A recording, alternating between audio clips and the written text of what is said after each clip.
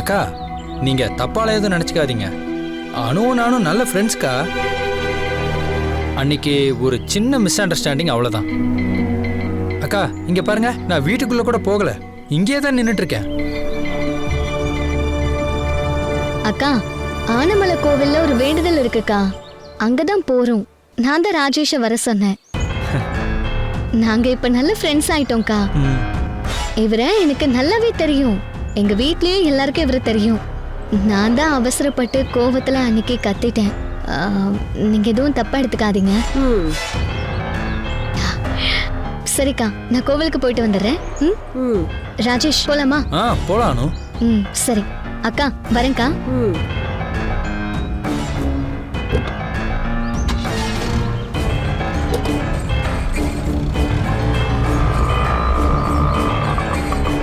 அண்ணா வண்டியை நிறுத்துங்களேன்.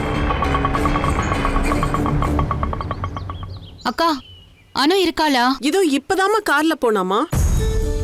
அன்னைக்கு அந்த பையன் வந்து கலாட்டா பண்ணி எவ்வளவு பெரிய பிரச்சனையாச்சு. ஆனா இன்னைக்கு அதே பையனை அனு நல்ல ஃப்ரெண்டுங்கிறா. அந்த பையனும் அடிக்கடி இங்க வரான். இதோ இப்ப கூட ஆனமலை கோவிலுக்கு ஏதோ வேண்டுதல்னு சொல்லிட்டு போறான்.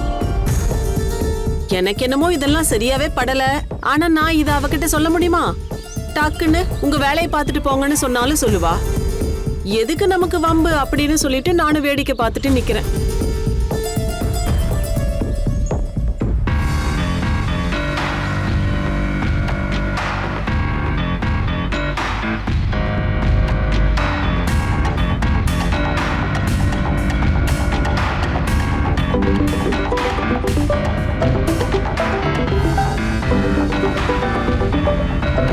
ஷேரனோட அக்கா கூப்பிடுறாங்க.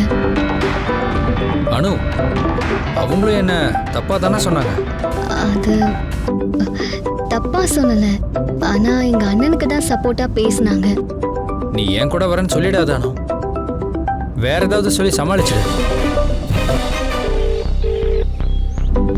இல்லைனா உனக்கு தேவையில்லாம கஷ்டமா போயிடும், அப்புறம் திட்டுவாங்க.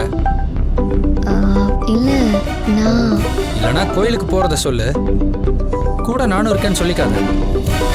புரிஞ்சிக்க மாட்டாங்க அனு. சரி ஓகே. ஐயோ கட் ஆயிடுச்சு.